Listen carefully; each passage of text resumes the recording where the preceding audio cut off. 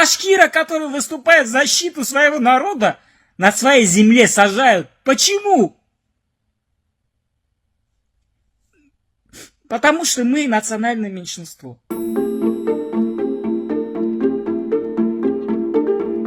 Благодаря ему мы отстояли наши священные горы Куштау. Благодаря ему мы смогли прекратить золотодобычу в наших башкирских деревнях.